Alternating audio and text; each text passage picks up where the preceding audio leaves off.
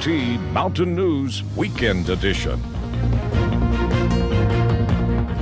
Good evening, I'm Steve Hensley. Mass shootings in Dayton, Ohio and El Paso, Texas shocked the nation this weekend with a combined death toll of nearly 30 people, with many more injured. CBS's Hillary Lane is in El Paso with the latest.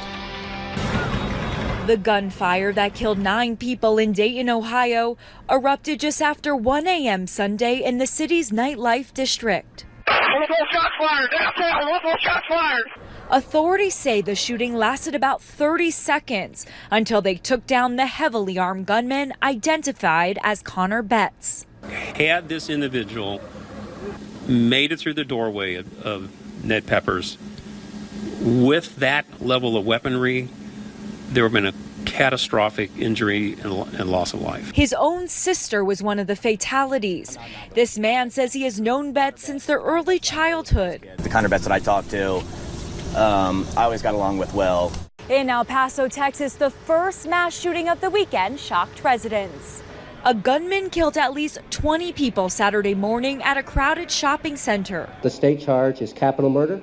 We will seek the death penalty. Authorities are investigating the attack as an act of domestic terrorism and a possible hate crime. Shortly before the shooting, they say 21-year-old Patrick Crucius posted a racist anti-immigrant manifesto online. Officials say the suspect can be seen in surveillance photos entering the Walmart just miles from the Mexican border.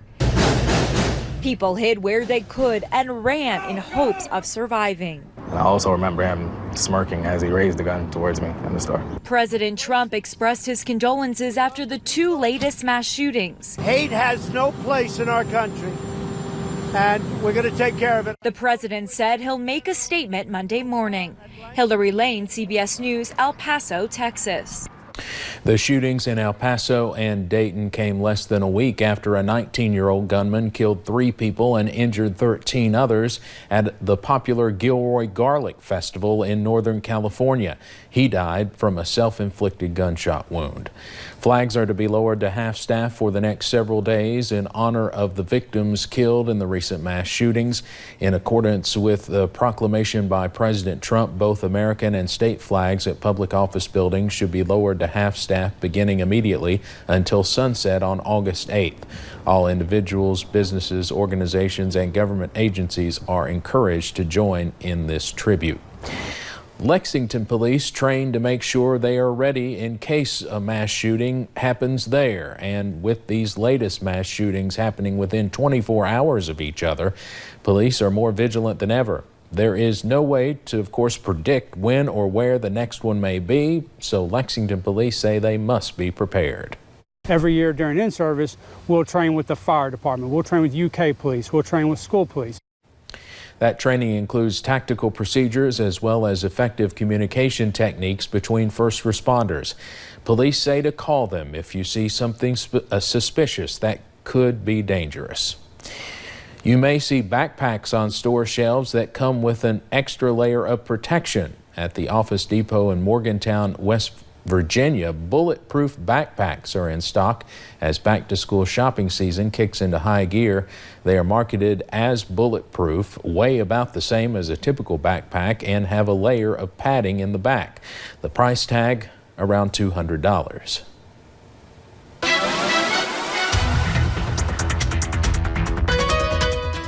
Overall, this weekend has been a pretty good one here in the mountains to get outside and enjoy it. Both Saturday and Sunday featured plenty of sunshine, pretty seasonable temperatures, and a few sprinkles here and there, but overall most of us did stay dry. Our high temperature for today, we did reach into the mid-80s. 84 is what we clocked in at Jackson, so right about where we should be for this time of year. That record of 95 set back in 2010, definitely a warm day back then, but for now we are pretty average. WYMT Studios right outside of our front porch. Really not too much fog rolling in just yet. I think it could get a little bit thicker in those valley regions as we head throughout the evening, but overall a pretty quiet night here in the mountains. Those temperatures around the region, upper 60s for a lot of us, lower 70s for some. 71 in Jackson right now. If you step outside in Prestonsburg, you are at 69 degrees. Somerset, you are at 70 degrees right now. So overall a pretty warm start to the overnight hours. And that satellite and radar over the last few hours, we saw a few showers mainly to the south, and that's where they stayed throughout the day, and overall it was a pretty nice day throughout the mountains, and we will see some nice weather continue, but we also do have more rain chances, and I will tell you when we have those in just a little bit, Steve. All right, Kelly, thank you. The results of the Black Jewel auction were released after a judge ordered those be made public by 9 this morning. Through court documents, we learned that bidding lasted 3 days. The first lot at the auction will likely be purchased by Copper Glow Mining, LLC.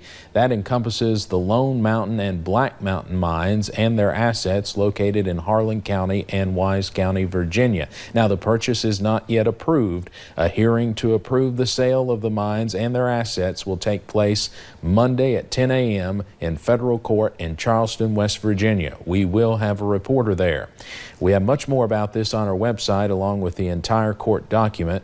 We have also learned that tomorrow morning there will be a big announcement at the courthouse in Harlan and later in Whitesburg involving relief for Black Jewel miners.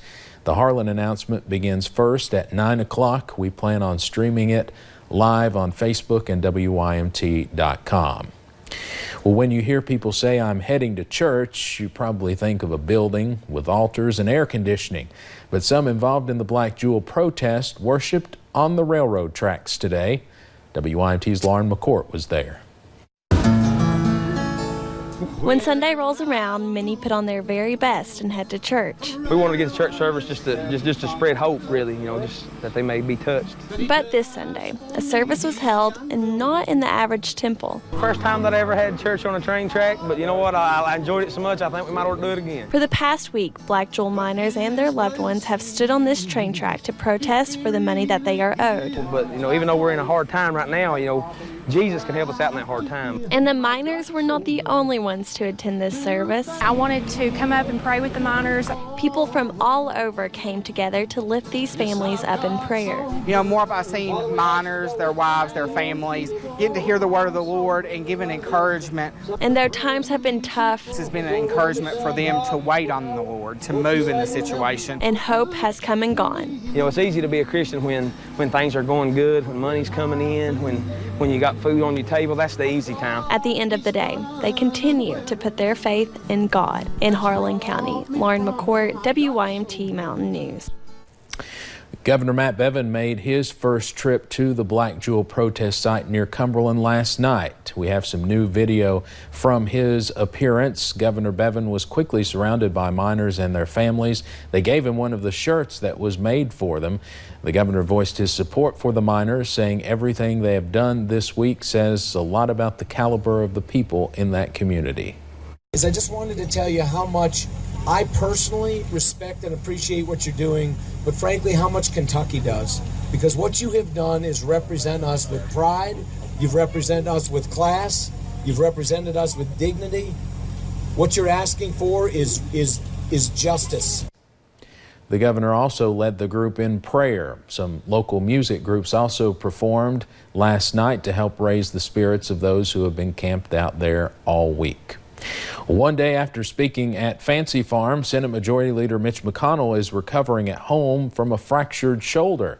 McConnell tripped at his home in Louisville on his outside patio and was treated and released. He's now working from home.